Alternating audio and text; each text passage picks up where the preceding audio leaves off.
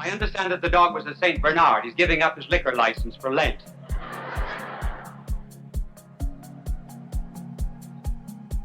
Perhaps we can introduce this subject by telling you the story of someone in the South who was arraigned before the judge, and the judge said to him, "Sam, do you promise to tell the truth, the whole truth, and nothing but the truth?" And he says, "Judge, if you're going to put me under those limitations, I haven't a word to say."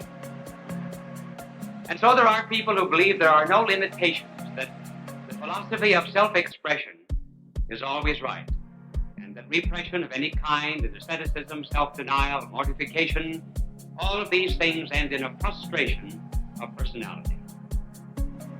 Now, because the philosophy of self-expression is so very general in our land, here we analyze it and ask, is self-expression always right? In order to answer the question, one must begin by making a distinction. Now, self-expression can refer to one of two things. It can refer to something, for example, that is simple, or it can refer to something that is complex. A thing is simple, for example, when it produces only one effect. It is complex when it produces many effects. Now, self-expression is always right when it refers to something simple. For example, a bedbug has a perfect right to self-expression. So has a flea. So has fire. So has water. So has ice. When you get into something that is complex, and therefore capable of producing several effects, well, self-expression may not always be right. It may sometimes be wrong. Now, let us take some examples of complex things. For example, is a locomotive more self-expressive when it is on the track or when it is off the track? Is a razor more self-expressive when it shaves the beard or when it cuts the face? Or take a cold, a common cold. Now, many people have colds, and you are asked, how is your cold? You say, oh, my cold is terrible. No, the cold is a cold may not be terrible. The cold is a cold may be very good. You may be terrible as a result of the cold. Because inasmuch as you have the cold now, we're dealing with a certain amount of complexity. And I can imagine very well a doctor being called in, and you say, "Doctor, will you please care for me?" And the doctor says, "You know, as I examine your flu germs, I want to tell you that you have a particularly fine culture of germs. I do not believe that in my life I have ever seen germs in better and more complete development than they are in you. And being a scientist, I am in favor of self-expression. I therefore am going to develop this flu within you in order to study all of the effects.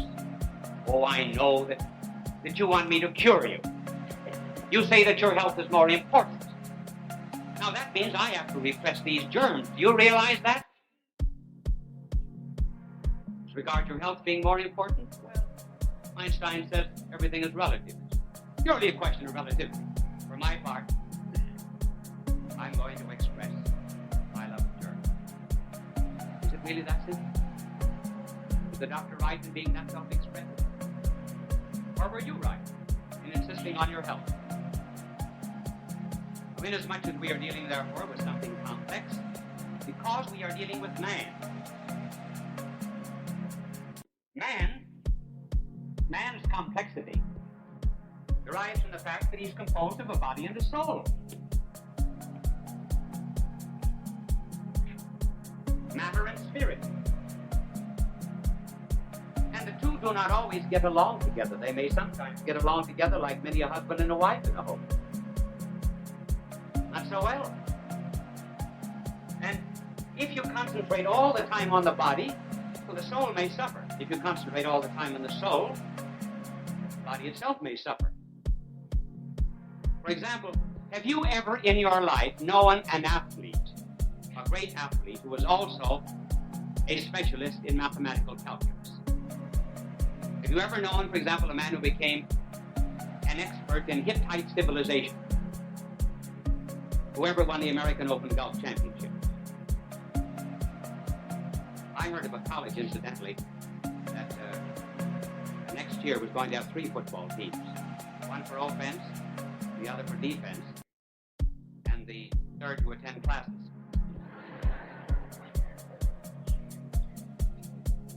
Did you ever know a very athletic girl who was strong enough to do indoor housework?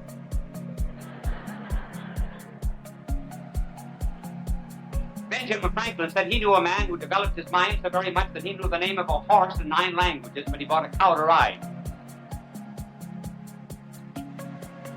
It's impossible for us to concentrate on one without the other suffering to some extent.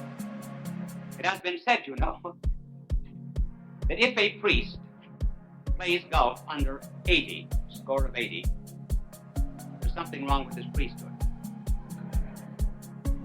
If he plays above 80, there's something wrong with his golf. Now, inasmuch as we are very complex, we are to some extent like a man on a teeter-totter.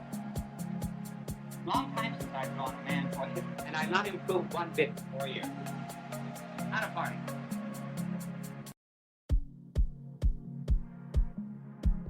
Now it happens that when, for example, a man represses his love of self, that his sense of solidarity and community goes up. Many a wife has said, for example, of a drinking husband, he's so wonderful when he doesn't drink. So if he represses drink, there's an elevation of his home life. Take, for example, going to a picnic. If you repress the ants, you've got a good picnic. Who was it that said, denied that ants were the busiest creatures in the world and the hardest workers? He said they weren't hard workers at all because they always saw the picnic. If we repress, therefore, the flesh, it follows that the spirit is going to be elevated.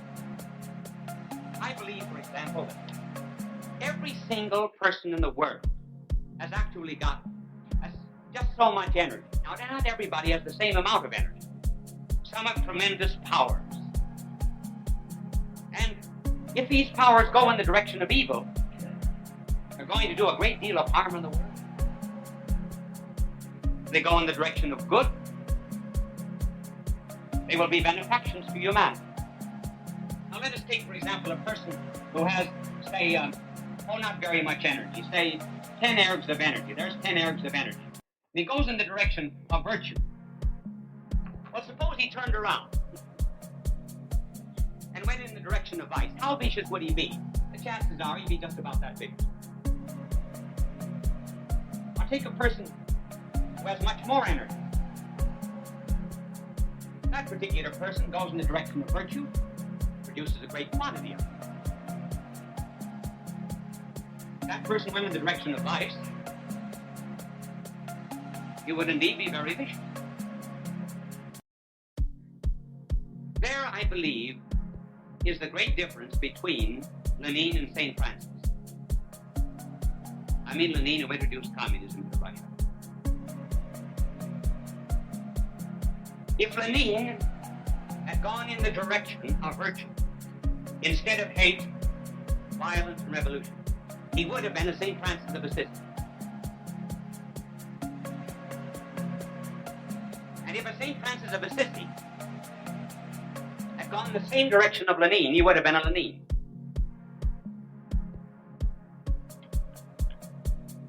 Almighty God can deal with people who have a great deal of force and passion. That was one of the reasons, I think, why he loved Paul. Paul could hate. Not simply because Paul could hate, he had a tremendous capacity for love. The passion of Mary Magdalene was never killed. The passion of Mary Magdalene was just simply turned into another direction. And very fittingly, therefore, she's been called the 13th apostle. 13th apostle simply because she has done so very much good by turning all of this energy around. The little flower, now the little flower is not LaGuardia.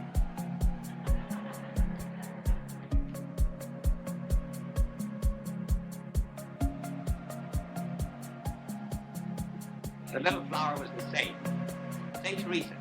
Saint Teresa said that if she had followed her passions and had not in some way repressed that which was evil within her and had not responded to God's grace, she probably would have been one of the most evil women who ever lived. That's easy enough to understand. In other words, you never have a self-expression of something without a repression of something else. You never have a repression without a self-expression. That's why it's ridiculous to say of complex beings that self-expression is always right. If you put heat into a room, you repress the cold. Elevate yourself in the direction of goodness, you must depress vice. There must be some kind of asceticism and mortification and self-discipline. When then is self-expression right? Well, self-expression is right when it is directed to that which is the highest in our being. For example, when the mind is directed to truth, when the will is directed to goodness, when the body is more important than the raiment, the whole being is directed to God, where the personality is also directed to its duty. And self-expression is always to be praised. And then it aids in what is called self-possession. Otherwise, we are possessed by something that is outside of us. And that is why, incidentally, our blessed Lord said, if your eye scandalize you, pluck it out and cast it away. If your hand scandalizes you, cut it off and cast it away. It was not that our blessed Lord recommended an incomplete body, but rather he said sometimes that which is lower and base will stand in the way of that which is higher. And just as a ship in a storm at sea must be prepared to sacrifice its cargo, so too we must be prepared to sacrifice the lower things in order to possess the higher. That is why all of our games are made of obstacles. Do you not think it would be far much easier, for example, for a pole vaulter to run under the pole instead of going over it on the pole?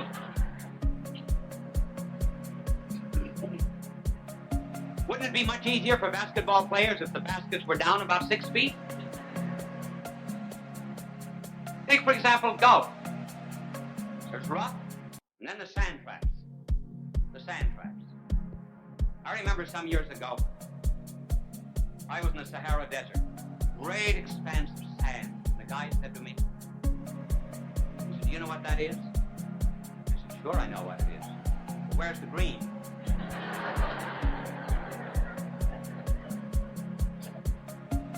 That was the only part of the golf course I knew.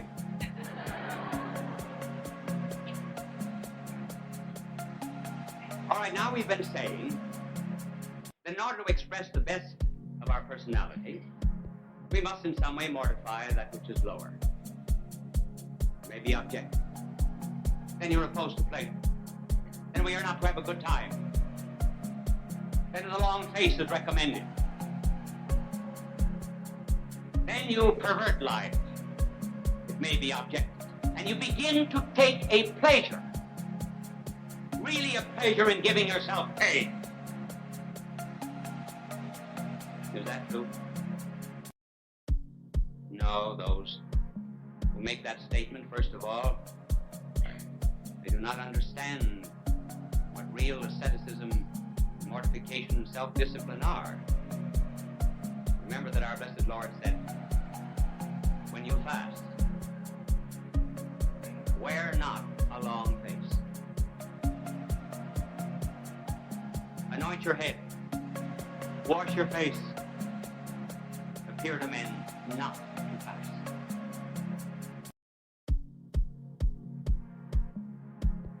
It is also worth observing, and this is interesting. Suppose I just ask you the question. Can you ever recall in the gospel where our blessed Lord ever sang,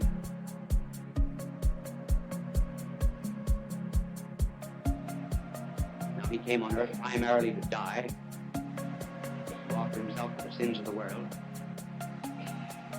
When did he sin? The night that he went out to his death. It was the only time he ever sang a song. Was that denying pleasure?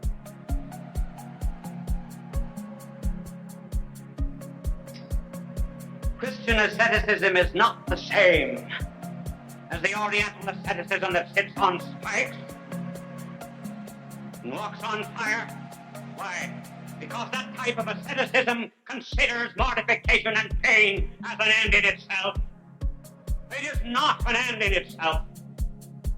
And if you make it an end in itself, you are perverting it. God takes no glory in pain as pain. And mortification is mortification.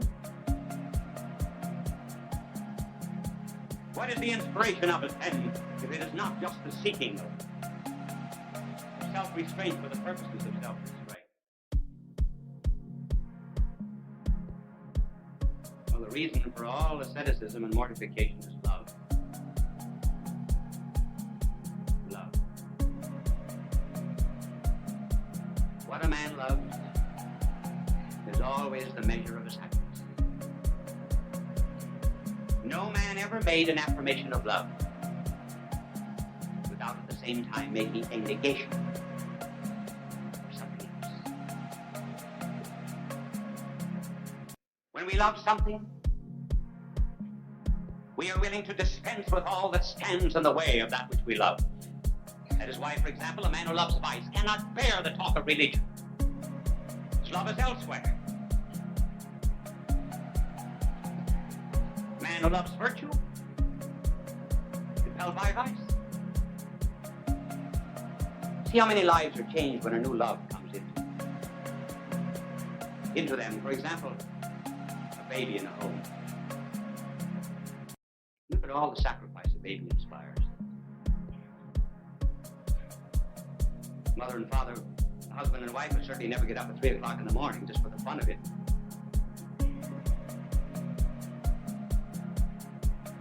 Maybe it's the first time that maybe the husband ever got up at 3 o'clock in the morning for the sake of a bottle, but he gets up.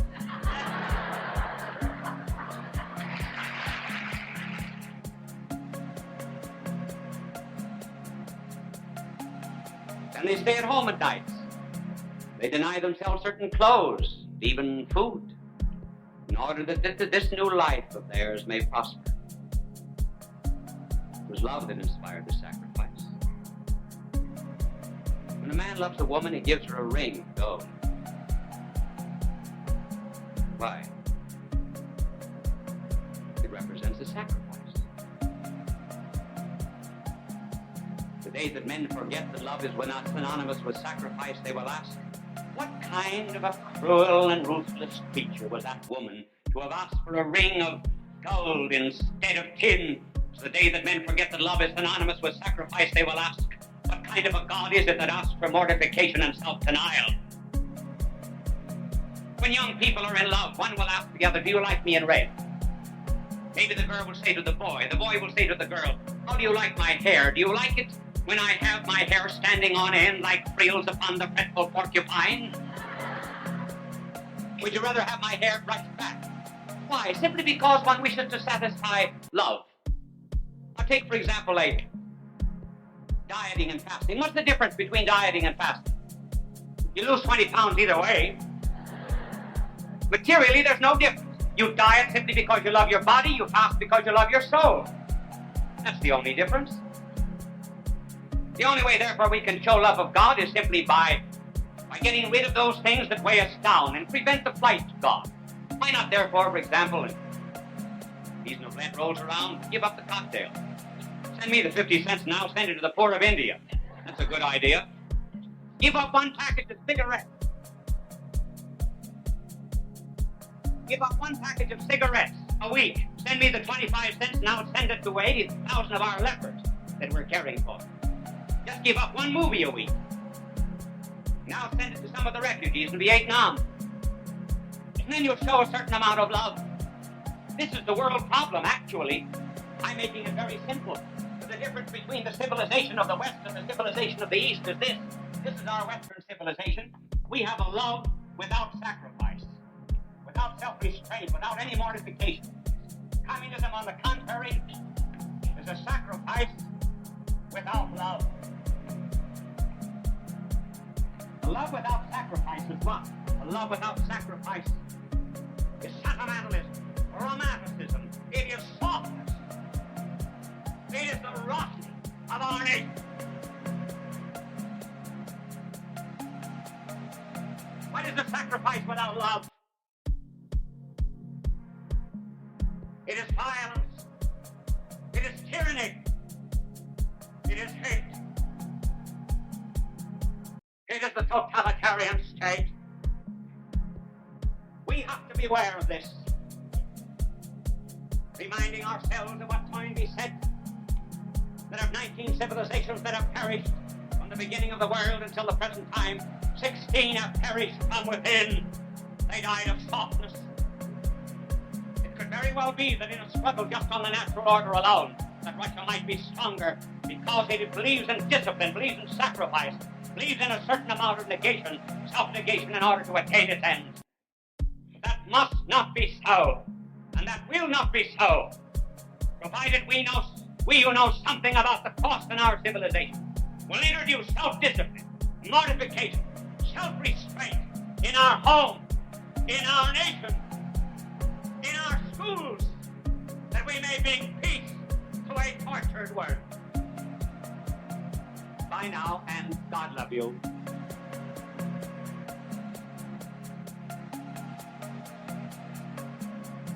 People of all faiths recognize Bishop Fulton J. Sheen as one of the greatest communicators of the 20th century. He was born in El Paso, Illinois, in May of 1896. As a young boy, he knew he wanted to be a priest. He served as an altar boy at St. Mary's Cathedral in Peoria, Illinois. At St. Viator College, his education and debating skills taught him the skills he used throughout his life. His unique ability at being natural and at ease in front of any audience was noted early in his ministry. He was ordained in 1919 and went on to become one of the best-known and greatly loved priests in church history.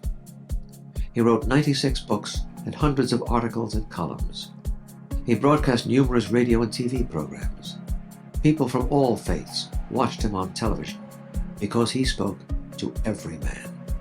They always waited with joy for his goodbye, his blessing, God love you. It continues to give us joy and memory.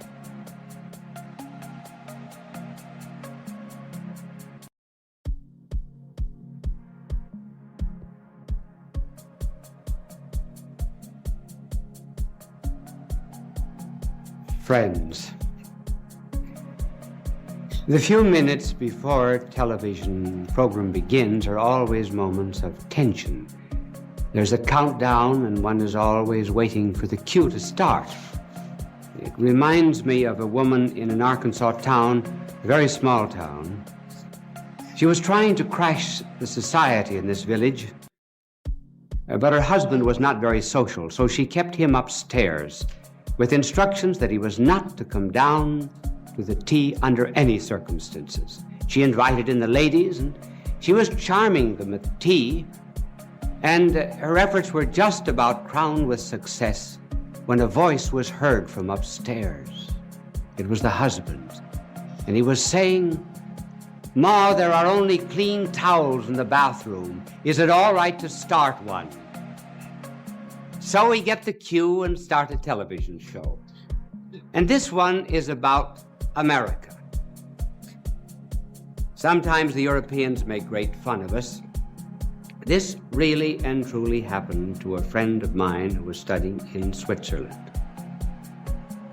And it seems this American had gone over for his first visit to Europe.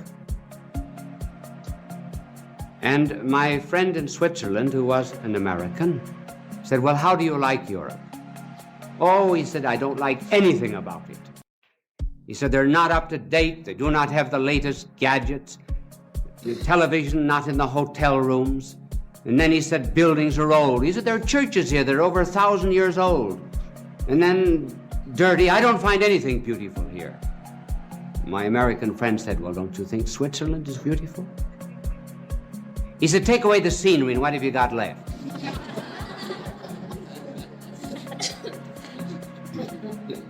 There are so many things that we take for granted now that could not be taken for granted some years ago. For example, our next meal. When the pioneers had to go out to shoot it. Water. But now we take everything for granted. Light, heat, transportation, television, trains and planes. We take our friends for granted. Take people for granted. And we take America for granted. And there is going on at the present time a decline in patriotism.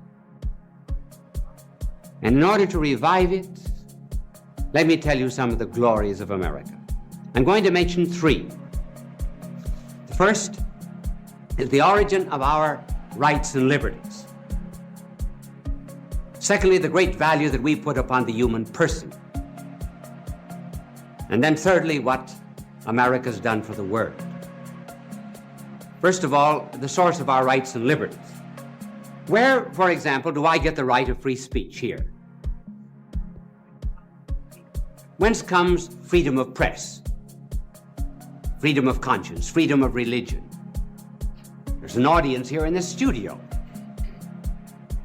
They are an assembly. Whence comes the right of assembly?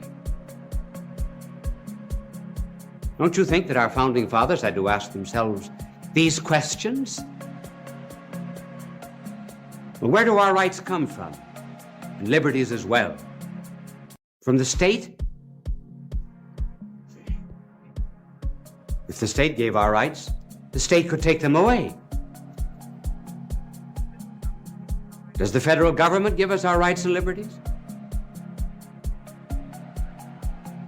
If the federal government gave us our rights and liberties, the federal government could take them away.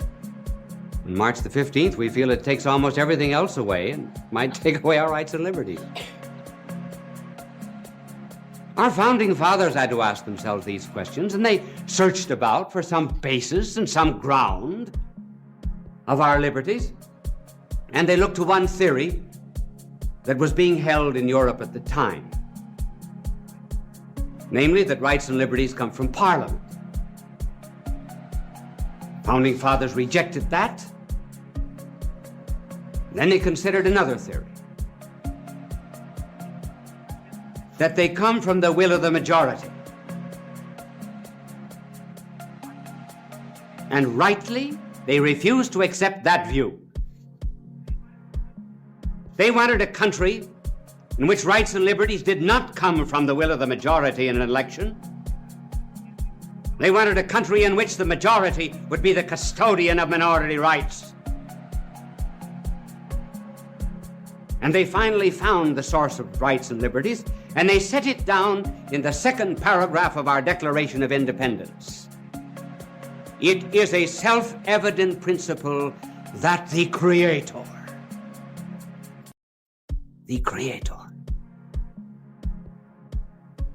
has endowed man with certain unalienable rights, among which are the right to life, liberty, and the pursuit of happiness. In other words, our rights come from God. And therefore, no one can take them away.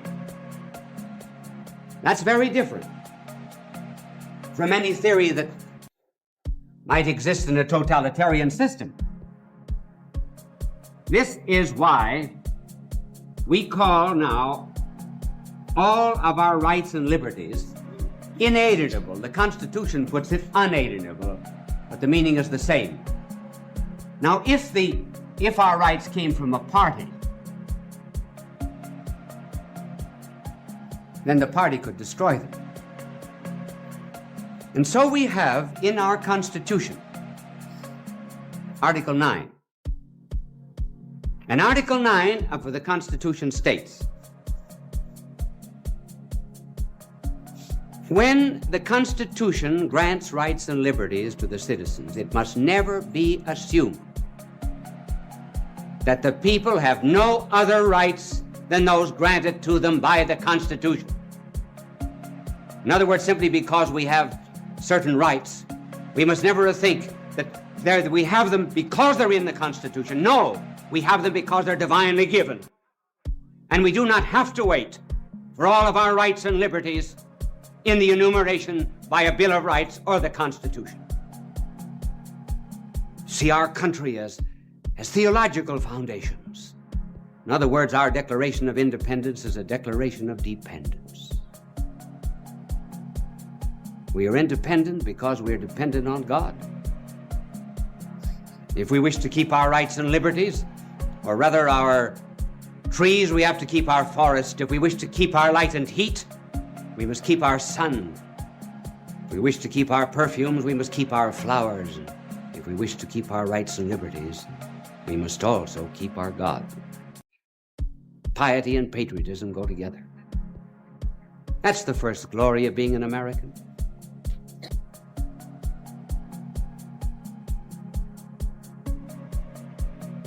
And this second glory has to do with the value that our government puts upon the human person.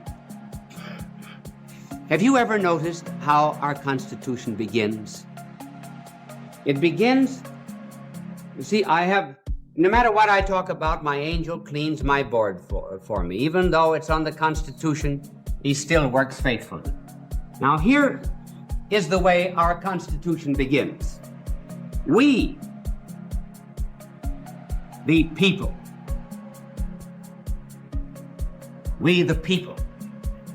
decree and ordain a Constitution. Who are people?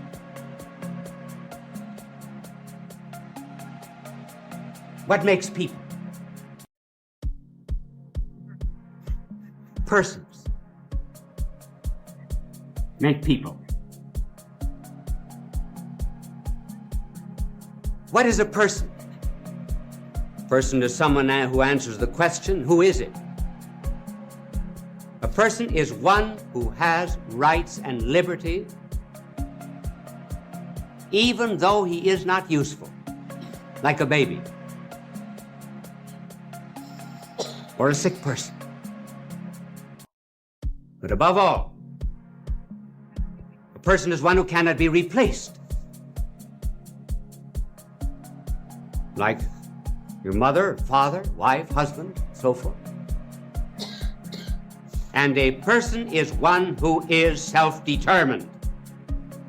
In other words, a person is one who has a right to go in and look at 20 pair of shoes in a shoe store and not buy a one. The determination comes from inside oneself, not from the outside. One is not pressured.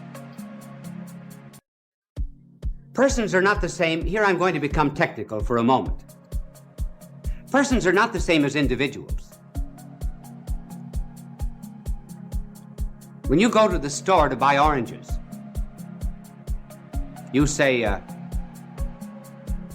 well, I don't like that orange. Put in another. But you can't say that about persons. A mother who has 5 children can't say, oh no, I don't like that one. Give me another one. She has it. So individuals are very often just things. Now, our Constitution states that we are made up of persons, and persons in community constitute people. This has great bearing in the politics of the world today. What's the contrast? Of what does communism speak? People? No. Masses. Who are masses?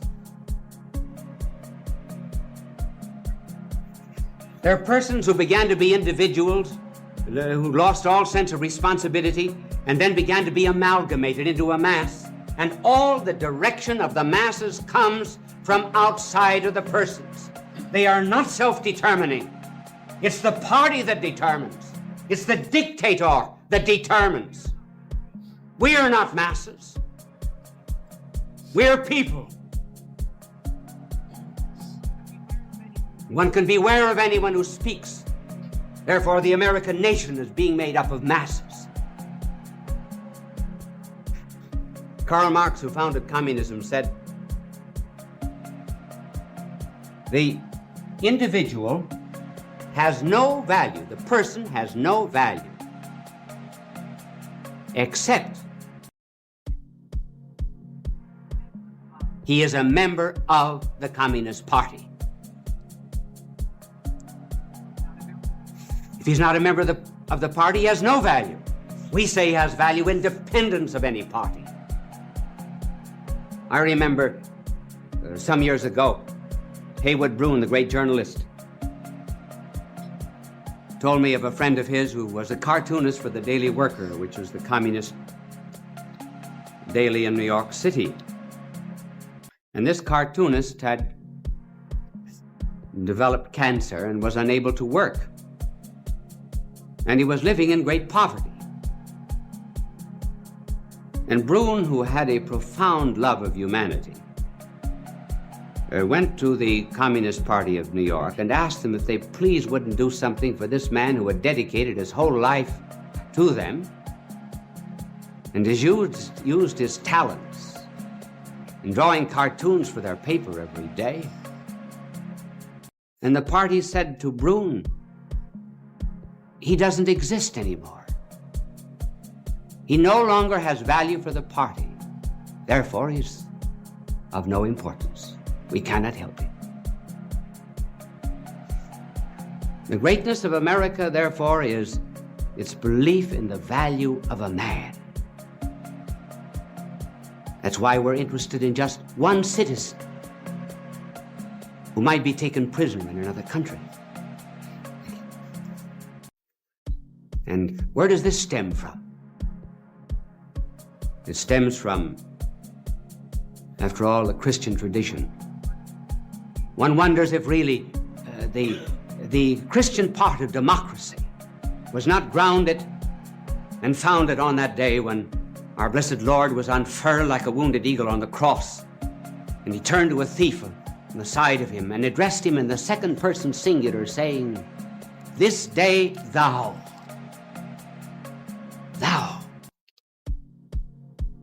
shalt be with me in paradise." He called his sheep by name. Everyone had a value because he was a person and therefore bore the image and likeness of God. This is the second glory of being an American. And the third and final, though there are more, but we do not have time to develop them all, it's our relationship to the rest of the world. Look at what we have been to the world since our beginning. The very beginning of our national history was one in which the United States was a sanctuary to the persecuted peoples of the world. In other words, those who were suffering from any kind of intolerance could come to our shores. And that still is true. Just as there was a ring on the door of certain churches in the Middle Ages where a criminal was pursued by law could have recourse. If he touched that ring, he was immune from civil prosecution, threw himself upon the mercies of God and the church. And we've been that sanctuary to peoples of other lands. And then we became an arsenal.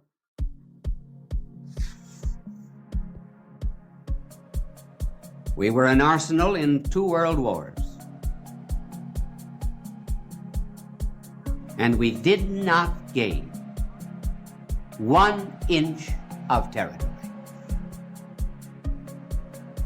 Nor did we ask for it.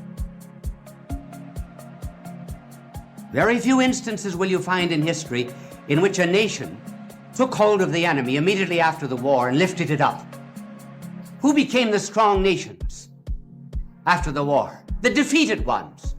Japan, Germany, Italy,